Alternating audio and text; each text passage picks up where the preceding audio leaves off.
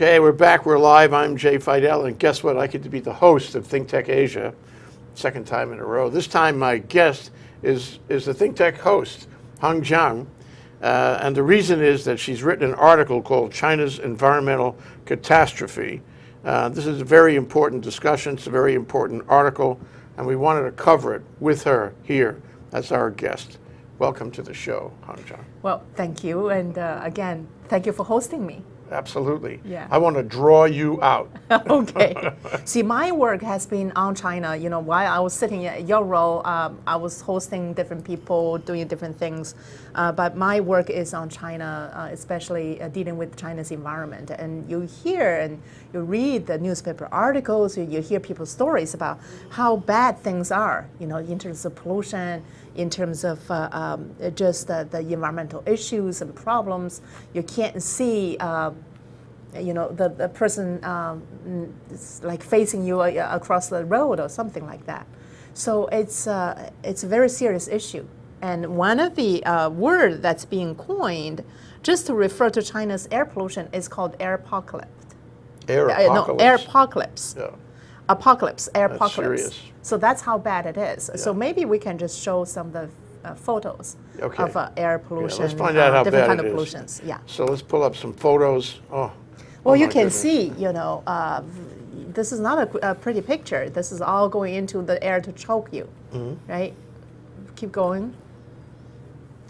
And this is in Beijing. This kind This is of in photo. the middle of a city. Yeah, this kind of photo. This is around the square.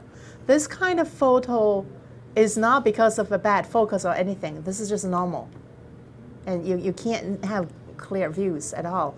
People wear gas masks on a regular basis. On a regular basis because of the health effect of some of those particles in the pollutant in the air. Yeah.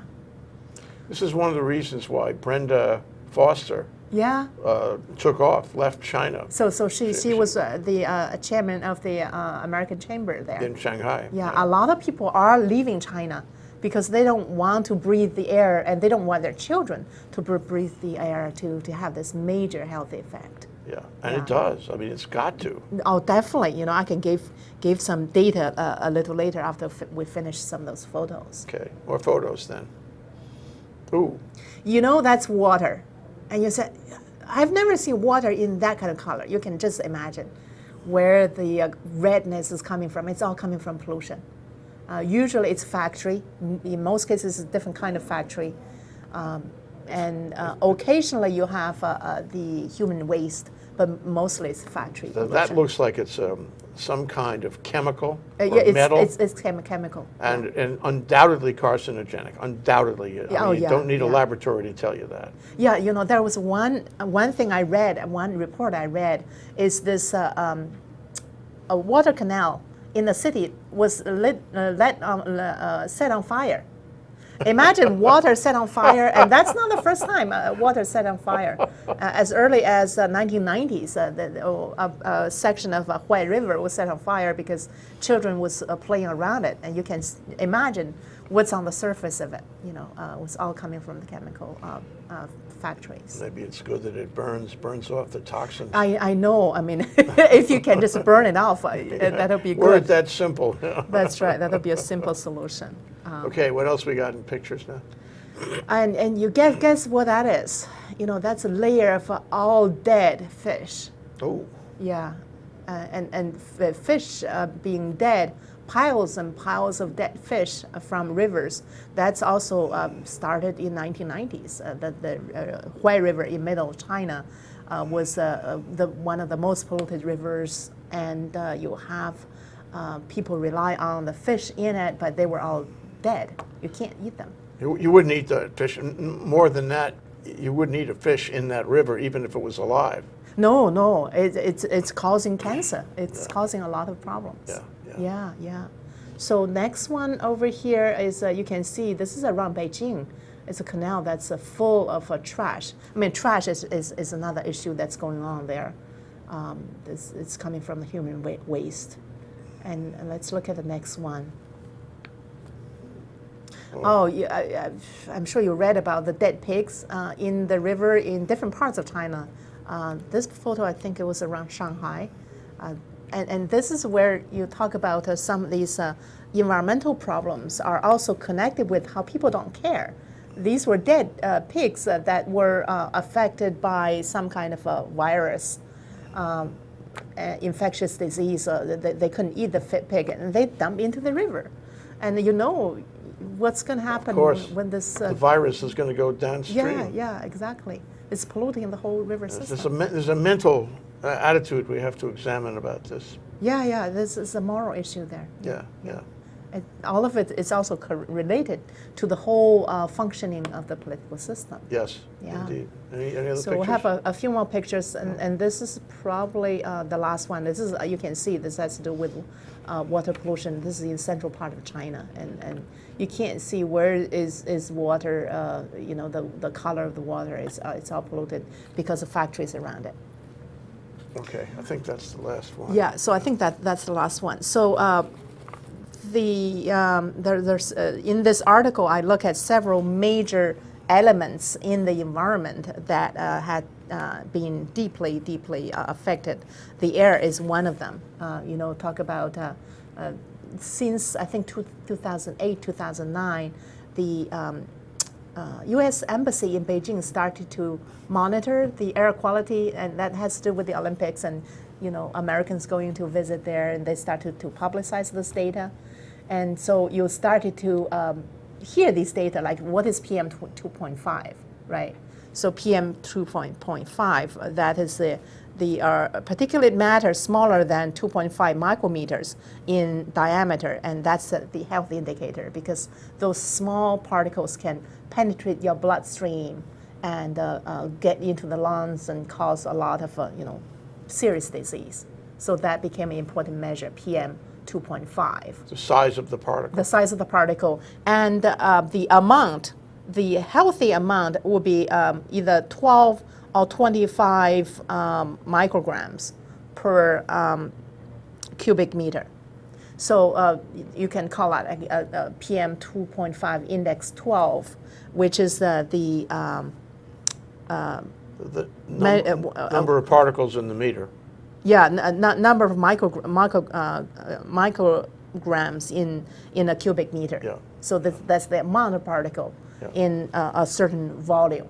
Yeah. So 25 is the measure for every 24-hour average. That's the limit for beyond that. I mean, that's the amount you can tolerate. That's how high you can tolerate to be healthy. Yeah. And for annual basis, you should have 12. This is the World Health Organization's measure.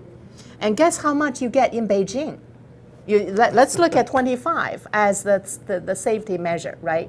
PM index 2.5 index 25. In Beijing, you get to beyond 500. So you can imagine. So the U.S. has this measure of how severe the air pollution is. When it gets to 500, it's at beyond scale. So in Beijing, it's so many times it's beyond scale. So you see on the website, on your iPhone app, you can get this reading about the air quality of major cities, including Beijing, in China, and then it's, today it's beyond scale. What does it mean? It's basically toxic to breathe the air, and you can't see across the street from one side to the other. Trouble driving. You can't drive safely, and you have to wear these air masks, and some people, I think the last time Brenda was talking about people having the industrial scale air filters inside the home. But how often, you know, how can you live in a home without going out to live in a city like that? Now, is this all the time? It's not all the time. So wintertime is the most severe because of coal being used in winter heating. So northern China is more severe, winter time is more severe. So this word, air apocalypse, was coined in 2013 when the air quality in January in the middle of the winter, air quality in Beijing was so bad. And so it gets to beyond 500, air apocalypse started again, reoccurred this year, 2014, in January, around there. Okay, so you talked about the big cities, and I guess I remember there's something about mountains surrounding Beijing that create this inversion area, and it makes it worse, much worse than Shanghai, which is bad enough all by itself. So it's not the same in city to city. That's right. So if you have a city that have this atmospheric inversion, the pollutants can go out to evaporate more easily. So also certain weather conditions would participate in that as well. And you have the winter heating. Shanghai is better because it is in the south. It doesn't deal with these winter heating. You know, a lot of the pollutants also come from coal, the burning of coal. Yeah. And Beijing is actually not the worst incidents. You have in my home city of Harbin in northeast China last year, 2013, I believe it's in October, November, their reading got to 1,000. Oh, yeah. Twice as much. Yeah, twice as much. And schools were closed, and you can't get to the street. Why does Harbin have such a level? Again, it's we started the winter heating. Winter heating, and also it would be certain climate, atmospheric conditions that would also make it worse. So these incidents. But what I get from you is that there's a cumulative process going on, because in years past, even using just as much coal, for example, they wouldn't have a serious problem like this. Yeah, exactly. So there's a sea change happening, which is reaching dramatic levels recently. You're definitely right. What's interesting is that if you look at the history of China, China has a long history of human use, and you over time have had human-induced environmental change. And in the last, say, 5,000 years of human development, there's a lot of change that's happening in the rural China. And since Mao, a lot of these changes have been just exacerbated and sped up. So a little bit history here. The Communist Party took over control in China in 1949, and Mao was in power till 1976. And around this whole time, Mao's idea was let's fight with nature, fight with heaven, fight with earth, fight with human beings, sterilize and destroy. So the environment was treated as this object to be overcome. So who cares about nature law? Nature law can be trumped because we're communists. And so that kind of attitude really brought about a lot of damages in China, mostly in the rural areas. During the Mao era, you talk about degradation of the environment, cutting down the forests, filling of the lakes, and removal of grass from dry areas. So all of those rural environment were just destroyed. You think that that attitude still prevails, at least in some way? What's interesting, I believe so, in a very kind of covered up kind of way. So after Mao died, you have the reform happening. You have the Deng Xiaoping, and now with different kind of Chinese leaders, they are really looking at development. We need development. We were backward, and the Chinese economy was at the brink of a collapse. Ecosystem was destroyed. We need to fix it, and the idea of fixing it was just as draconian.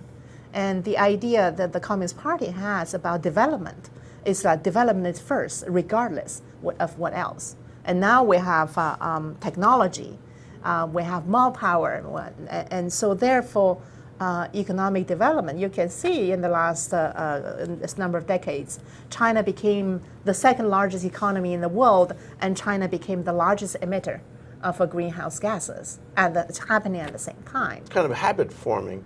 If you I don't know what the slogan is, but arise China, that means arise China in terms of development and economic power. And it certainly has worked. The problem is that if that's the first priority and the environment is the second priority, it's going to get worse and worse and worse. And what's interesting is that a lot of things in China, you need to have this microscope of understanding to decipher what's happening. If you look at Chinese law, environmental law, it's very good. It's protecting all the environmental processes and problems are being addressed. There are these laws that you're supposed to follow, but the problem is the difference between law and enforcement.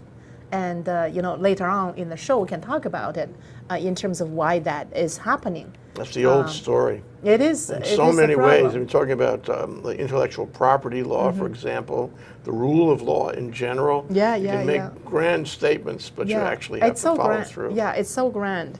The thing is that if I'm making the law, I'm making money from polluting factories.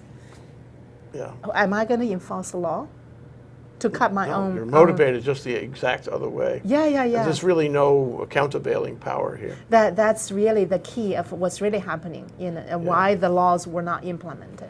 Okay, we'll take a short break. That's Hong Jiang. She's a ThinkTech host, but she's also a ThinkTech guest, and today she's a guest.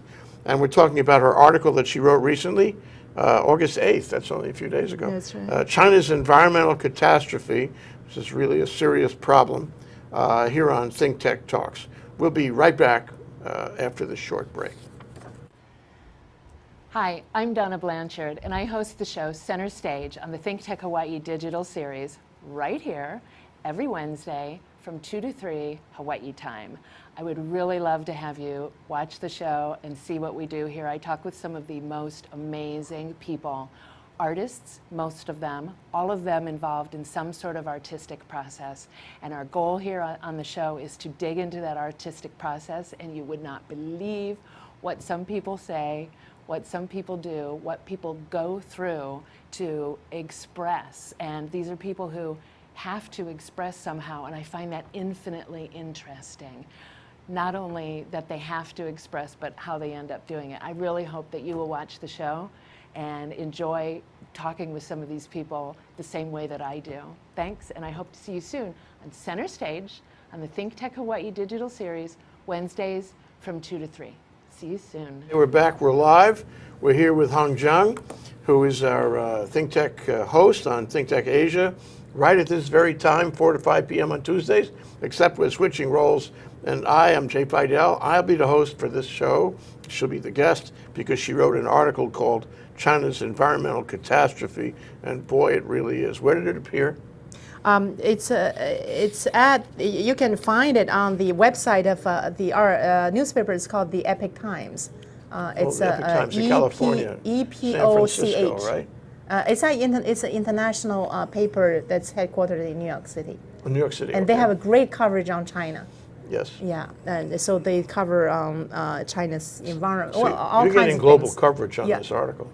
I suppose you can, anybody can find it on the web. And then, that's of course, global there's coverage. discussion. You're getting global coverage on this, too. That's right. Yeah. Now, in the break, you mentioned you had some stats from the article. I want to just bring up a report on. few stats, and you hear this and say, oh, my God, that's just so damaging, alarming. So one of the pieces of data is from this air pollution alone, 1.2 million premature deaths are happening in China. That's the 2010 data. It's only getting worse. That's 40% of the global total in terms of premature deaths. And that, China has 20% Chinese of the world's population, 40% of world's premature deaths. What is a premature death? Like, you die before age of 3 or 5. Before your expectancy. Yeah. That's From that's something premature that's death. outside of the expected problems that could kill you. That's right. Oh, not just age 3 to 5, but you die just because of air pollution. Okay.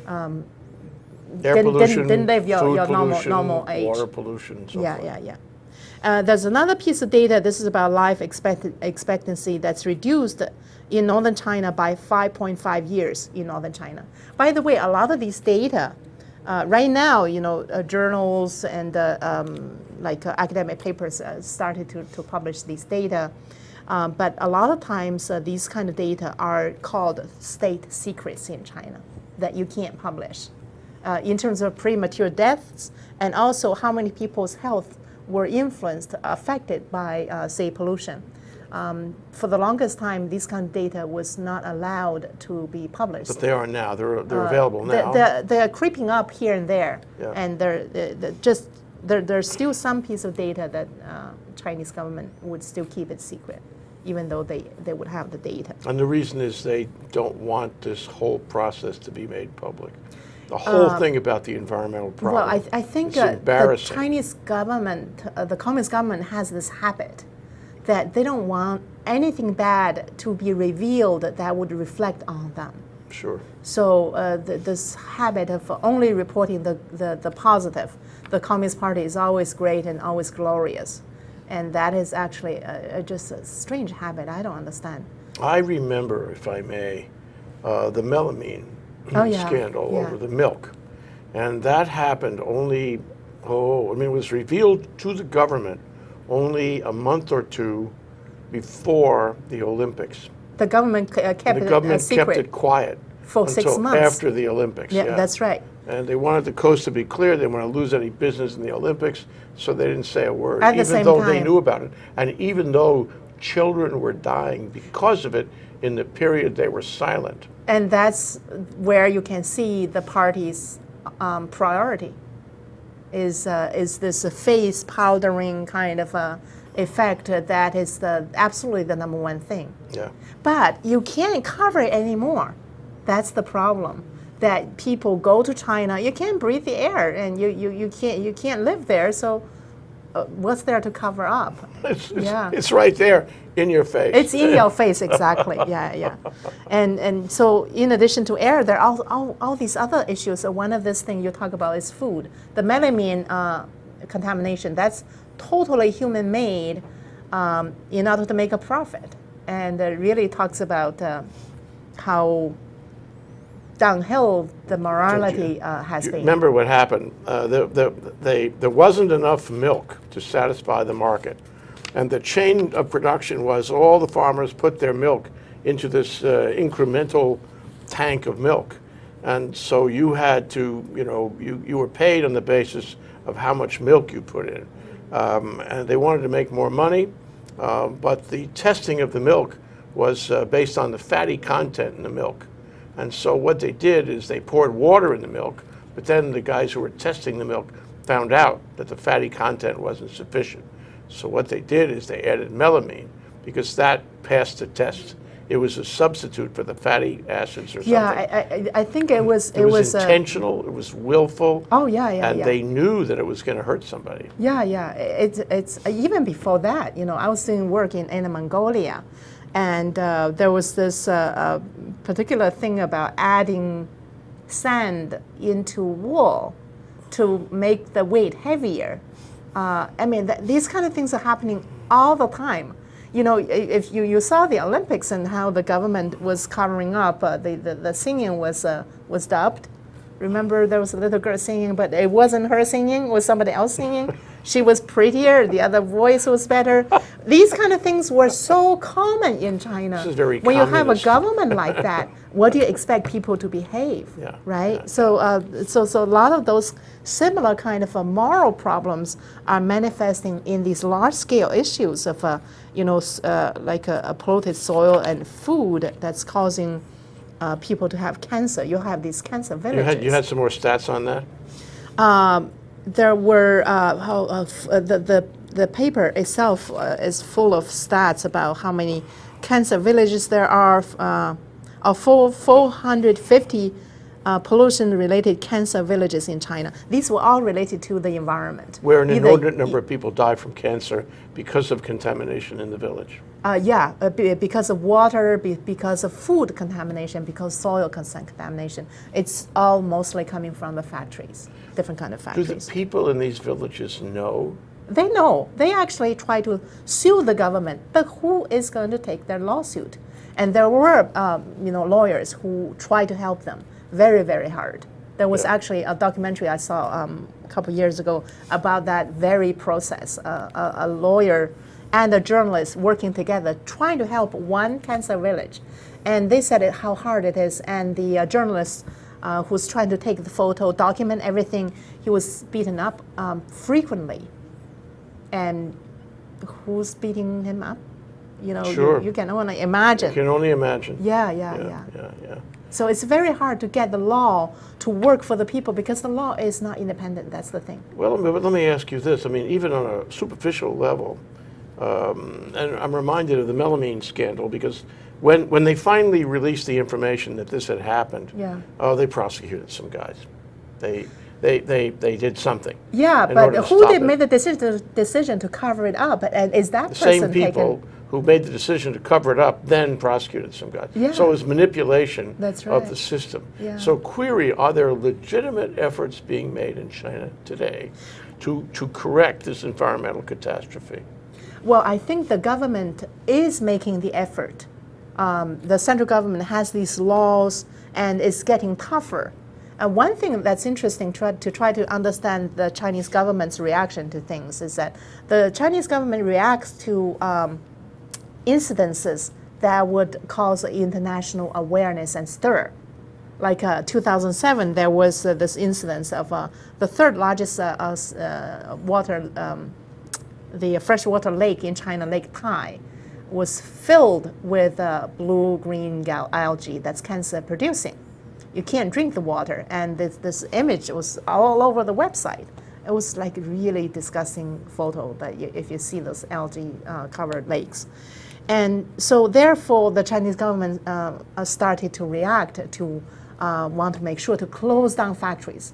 And you see that those kind of actions all the time in China. Factories were closed down, and you can see the environment being improved for a short time.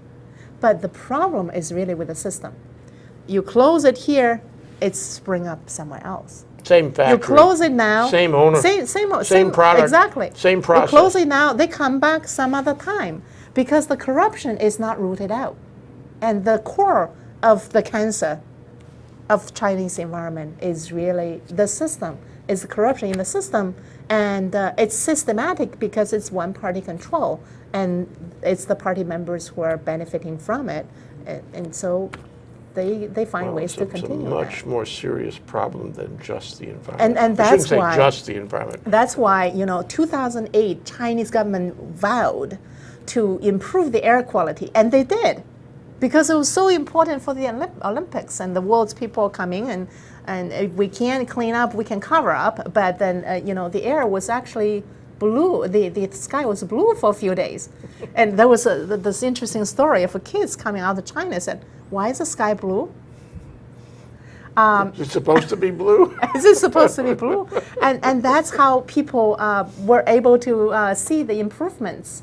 And I was kind of hopeful, and I was talking to a professor at UH who's teaching on air quality, and he was saying, people were hopeful that this might continue, but now you see what happened, is that the system didn't get changed. So these kind of piecemeal measures really doesn't do any fundamental changes, doesn't make fundamental changes to the system, and therefore you see the problem getting worsened.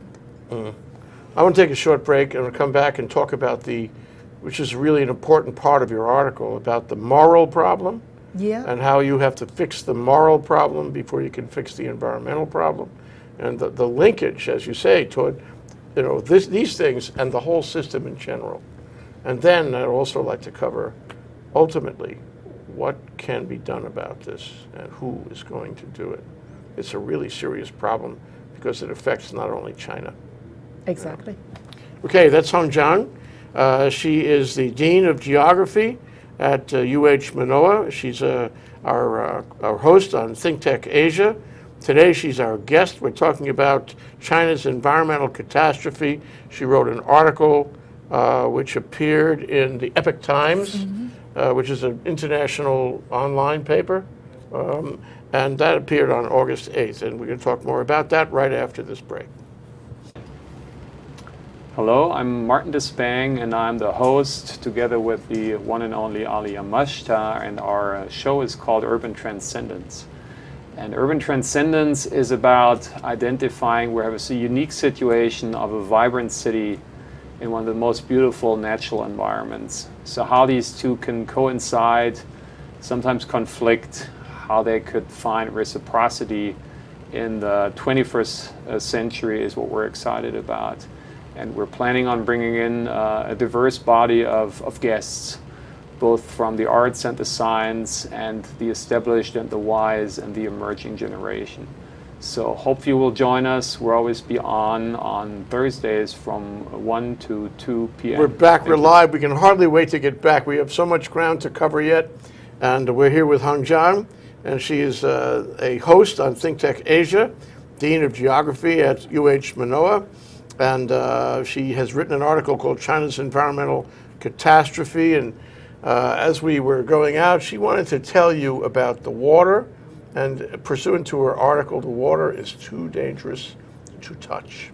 Yeah, this is a quote from John Parker, who's a globalization editor at the Economist, and he was talking about how the water is not only too dangerous to drink, they're too dangerous to touch. And imagine water, rivers, lakes, streams, water too dangerous to touch. Those chemicals there, you can't swim in it, you can't wash in it, and if you do, you're going to bring yourself disasters. So it's all coming from very heavy pollutants. A lot of them are heavy metal, different kind of who knows what, all kinds of kind of poison stuff. Think of the effect on the people. I mean, here's a civilization, the oldest, largest civilization in the That's world. right. Yeah. Where people have the inalienable right to turn over the government if they are no longer confident in it. I mean, that's a piece of Chinese culture there. And how can you be confident of the government if you can't touch the water? This is a pretty serious problem. I know. I have to really admire Chinese people's endurance. They are very, enduring.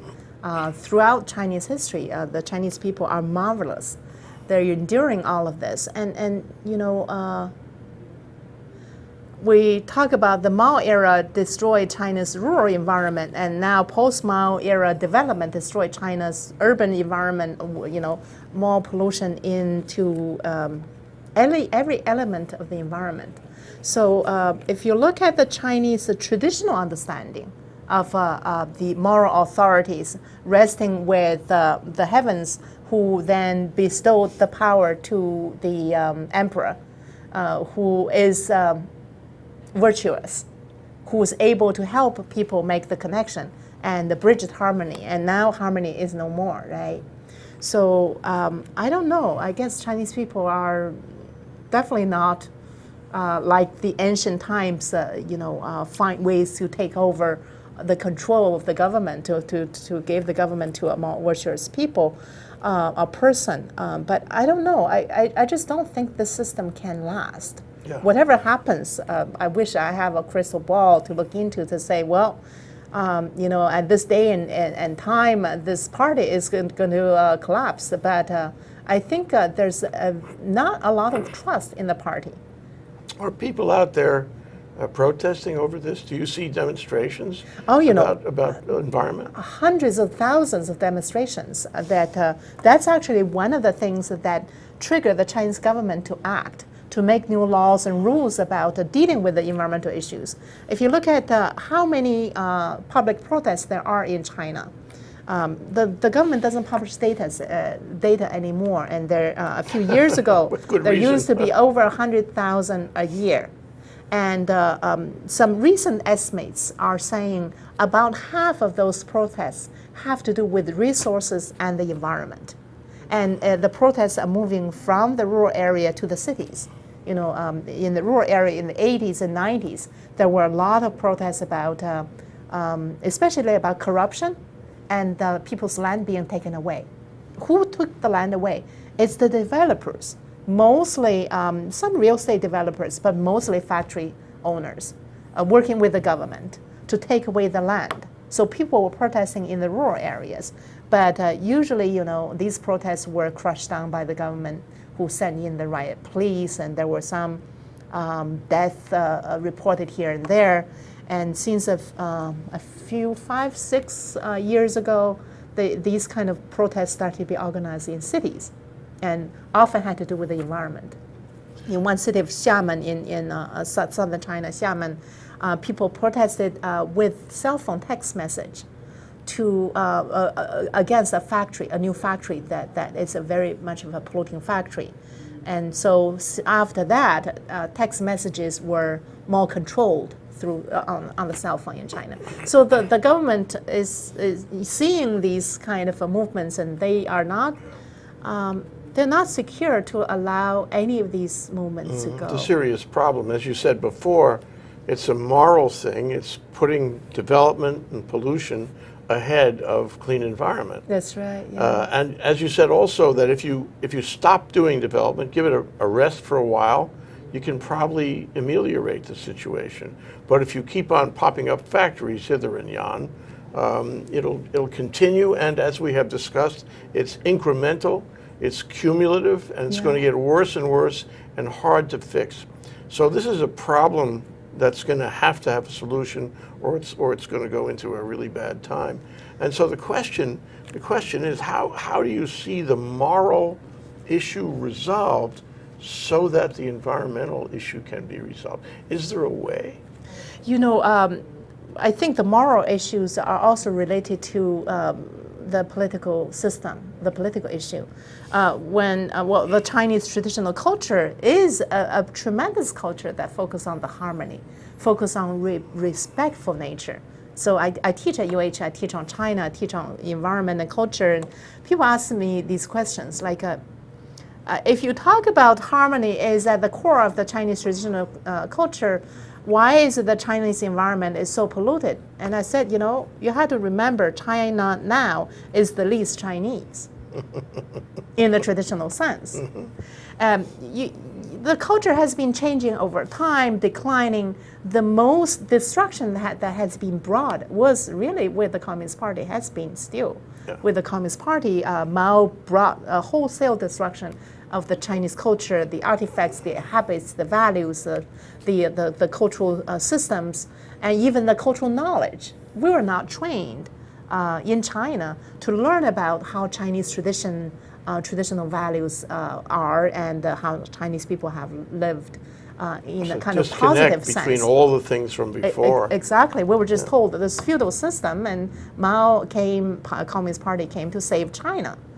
And so because of this wholesale destruction, the moral fabric is gone. You know, the Chinese culture is a morally based culture. It is about moderation. It's about compassion. It is about respect and harmony. So those verbiage sounds like Buddhism. Is Confucianism, Buddhism, and Taoism. Yeah. That's really the base of the fabric of the traditional Chinese culture, which is basically being removed. And you have the Communist Party's ideas coming in. Mao was all about destroying, battle with everything. People were battling against each other, battling with the environment. The little red book. Exactly, yeah. and now there more economic power that's being gained over time. And this power is being used to bring bigger economy rather than a better economy. But it's worked, and look at the power that China has today as opposed to even 10 years ago. And I imagine the guys in the Politburo are saying, we're doing really swell. We've got all this money, we've got all this power, we are emerging as the first country in the world. What they're not getting is that they're paying an awful price for that. And this price is being paid, let's see, you said it worked. It worked because of a value system that look at economy as the only measure. What about culture? What about quality of life for people? Give you $1 million, and can you live for 100 years in a city that is dealing with air apocalypse? Would you want to do that? Yeah. It's really about where you place your values. So we alluded briefly to the notion that this problem, both politically and environmentally, morally, culturally, it's not limited to China per se. Although China is a really big place, that's right. Yeah. It has effect outside of China's borders. Can you talk about that?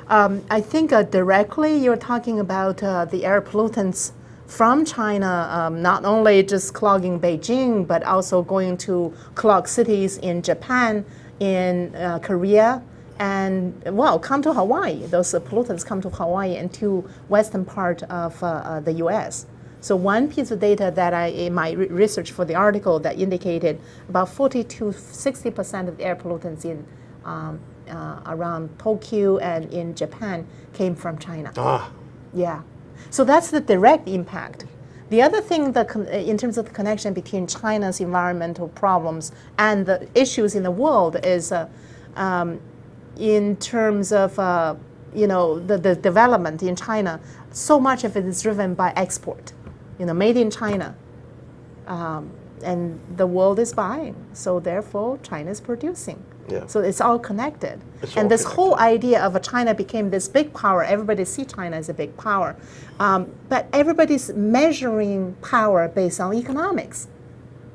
And who is to look at the culture, look at quality of life. So it's the whole value system. Yes, sustainability. The whole world is fascinated with sustainability, not China. So in a way that the world is having a problem and China is at the peak of it. And it's really showing up every facets of the problems. Environmental problem, the issue about putting the right priority, really looking at sustainability in terms of a larger question of how we want to live our lives. How do you answer the argument which has been made, which is probably tautological, but how do you answer the argument that you guys in the U.S. and in the West, you busted the environment a long time ago. Yep. You had your industrial revolution. You did incredible damage then. Yeah. So we're catching up. We're entitled to do it now. Here's the thing. That's the argument in terms of global climate debate, that you put this greenhouse gases into the air, and now it's our turn. Our per capita greenhouse gases is even still so much lower than yours. So what do you have rights to tell us what to do? And for me, I say leave that question aside. Do you want to put more into the air and choke your people? It's the Chinese people who are being affected. It's the very quality of living in China, of those people who are living in China, and their quality of life is being affected. They have cancers, and they are being ill because of these problems. This is a serious problem, a cultural problem, because China is in many ways very together, but in this way it's not together at all. You would expect in a given society, an old civilization like China, that people would be concerned about the other members of the community. But this is a statement that they are not concerned about the other members of the community. See, when people talk about China, I said you had to look at so many different Chinas.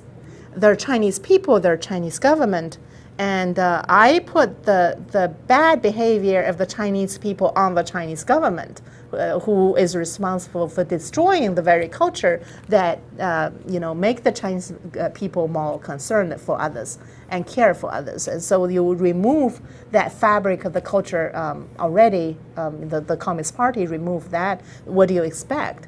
The Chinese people have had this long tradition of a harmony, of caring for the community. That's actually not an individualistic culture. It is a culture about the community. So in a way that it's very, very sad. And I'm also kind of hopeful, talk about what to do. I'm hopeful in the long run that the Chinese people still want the Chinese culture back. It'll take time.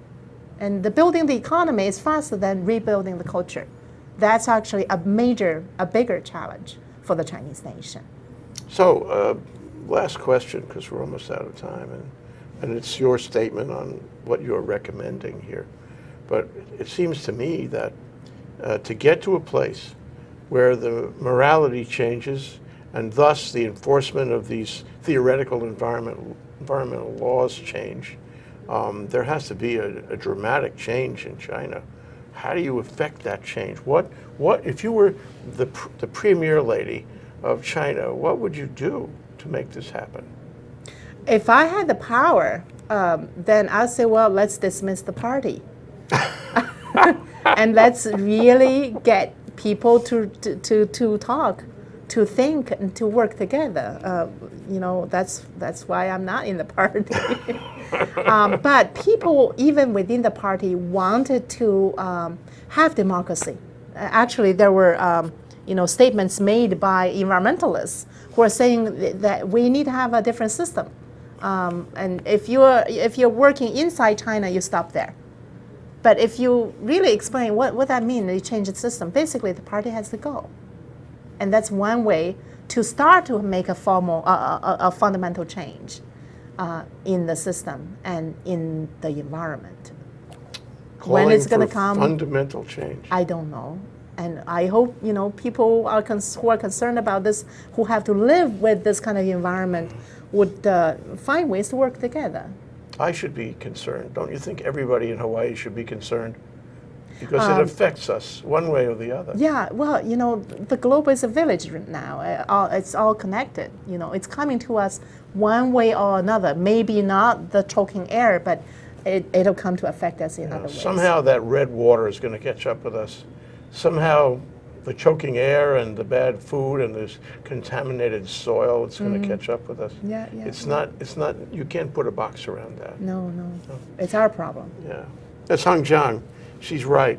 She's the Dean of Geography. She's a writer who wrote China's Environmental Catastrophe for, what was the name of that pub again?